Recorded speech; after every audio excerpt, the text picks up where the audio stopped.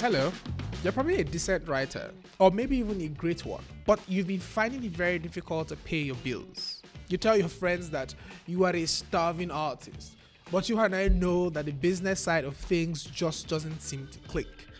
Well, welcome to At Work. My name is Toba. Today on the show, we have Oghenechovwe Donald Ekpeki, an award-winning speculative fiction writer from Nigeria. He co-edited the groundbreaking Dominion Anthology and has works of fiction and non-fiction published in NBC, Tor, Strange Horizons, and so many others. He will be speaking to us on how to build a writing career and give us some tips on how to fund our writing projects. Ladies and gentlemen, please welcome Oghenechovwe. Hi. Alrighty, let's start with your belief when it comes to the business of being a writer. You know, in our conversations, you seem to have principles that guide the business of writing. Would you mind sharing that with us? The first thing is understanding that your art is not just art, it's a business. You're trying to survive off it, you're trying to get paid. And when you're getting paid, it means that you're selling. So the first thing is you have to think about what you're doing as a business and try to understand or find out the principles and the steps that guide that selling process. Interesting. So what are, say, 4 or 5 things that a struggling writer needs to know to get noticed by more people? I would say the first is adopting a mindset, understanding that you're getting involved in a commercial endeavor. For example, the painter only wants to paint, the writer only wants to write stories, the sportsman only wants to run or play football, but it doesn't work like that. And the second is trying to determine what that is going to involve, what that endeavor, what that profession, what that craft demands of you on a general scale, Then the third would be finding out the model, the path that takes you to success, whatever it may mean in your career. You have to look at the industry holistically. You have to look at the people involved who have been successful and try to draw a line from them before they were successful down to when they were, and the steps, the specific steps that took them there. So as someone who has, gone through the trenches, come out the other side with all the scars of war, what does someone who is a struggling writer need to know to, build out their careers? If you're trying to get a traditional publishing deal, you're trying to get the attention of the editor, and you're trying to get the attention of the big agents in the game, and you're trying to self-publish, you're trying to get the attention of the general public. But it's all the same thing. You're sort of selling yourself and your work. It's who you're selling to that makes the difference. You find that they require broadly similar skills. You need to sort of show that you're good at what you do. Because people are not just going to buy your book if you're self-publishing. Yeah, they're either going to judge based on reviews, recommendations, or your cover for some people. Because people do judge a book by their cover. There's a juvenile form of it that everybody can do. Everybody can write, literally. But the art of writing and the business of writing is different. Unfortunately, there are millions of people that want to write or that think that they can write. So that's where having a CV, a literary CV comes in. It sort of shows that you have a track record, you're good at what you say you're good at, and you've had some experience and even better, some success doing it. Yes, I'm just curious, like you've spoken about like building out a CV. How exactly does a writer do that?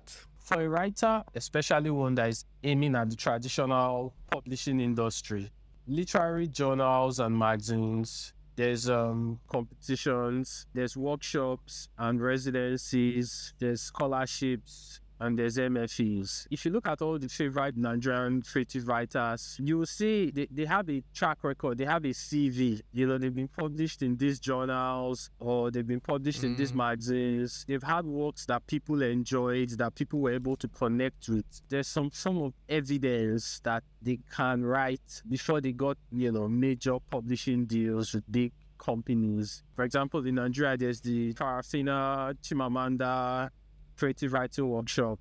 A lot of the top writers that you're seeing today have been through those workshops. Hi, we'll get back to our guest in a quick second. but I wanted to tell you a bit about how you can grow your creative practice with Paystack.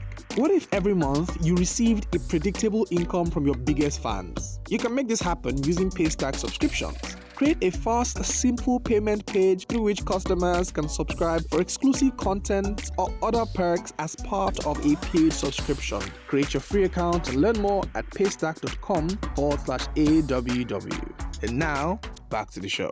I'm curious about something. Are there, in your experience, traits, habits, and behavioral tendencies that are beneficial for a writer to have? Yeah, I would say yes. And it's ironical because those very traits are the traits that most writers are not likely to have. You have to be two people at the same time. You have to be both an introvert and an extrovert. You have to be able to connect with yourself very deeply when you want to create. And you have to be able to connect with others when you want to sell the work that you have created. Most writers tend to be solitary people, and they don't feel that they need to interact, that they need to be outgoing. But it's a requirement of every trade. As you said, writers are solitary creatures, introverts by nature. So how do you build the muscle that enables you to become, the extroverted person that is able to build social credit? Writing as an industry has a lot of social activities beyond just the solitary aspects of writing. You have to make a conscious effort to interact, to be in the industry that you're trying to be a part of. Try to be at these events, conventions, book readings, to connect and interact with editors, agents, publishers, even fellow creatives like yourself. But even before that, there's your work itself. You have to make a conscious effort to put your work out there. That's where social media comes in. It's something that you should do, both as a young writer who nothing is happening for, and as someone who is winning. You have to be able to talk about your work, to connect to people, and to be able to share your wins when you have them. Build some sort of social credits, which you can then leverage on. It's sort of like someone said recently, you don't just have to do the work, but people have to know that you can do the work.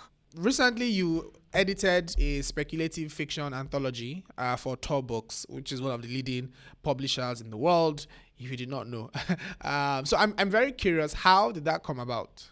It actually started like 2 anthologies before. There's the Dominion Anthology, which I crowdfunded for and raised about $10,000 to fund it. There's the year's best African speculative fiction anthology. There's the Bridging World's non-fiction anthology. All this happened before, the anthology. So the point is that I had a track record as an anthologist. So it's an imprint of the big $5 billion publishing companies. And I would say I'm the only tour editor on the continent. So they're definitely not handing out deals, to everybody that asks, which brings me back to what I said initially, that getting what you want is going to involve a whole lot of other things, which is why most people end up being both self-published and traditionally published, because the two intersect themselves in a whole lot of ways. So you're going to have to be ready to be involved in more than just the one thing you want to be involved in. On the one hand, you have the Tor anthology, which is traditional, but it's also connected to a self-published anthology, which I had done before and which was highly successful.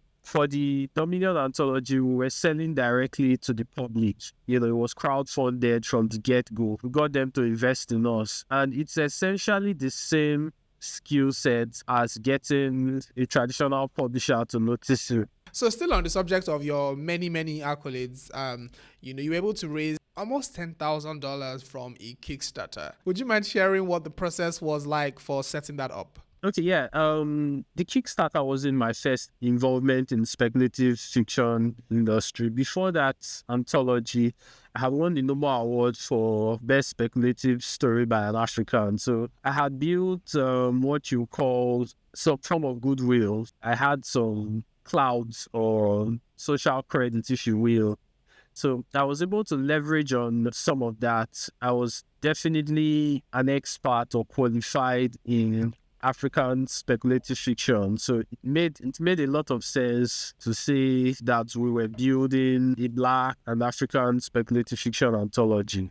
So where can people find you? Okay, you can find me on Twitter at penprince_. I'm also on Instagram as penprince. My website is Ekpeki. That's all, folks. Thank you very much for joining us today on the show. If you have any questions, comments, or even things that you disagree with, discuss it with us in the comment section. Please subscribe to our channel for more of the great content that we know you love. Remember to hit the thumbs up button if you enjoyed this episode. Until I come your way next time, take care and bye-bye.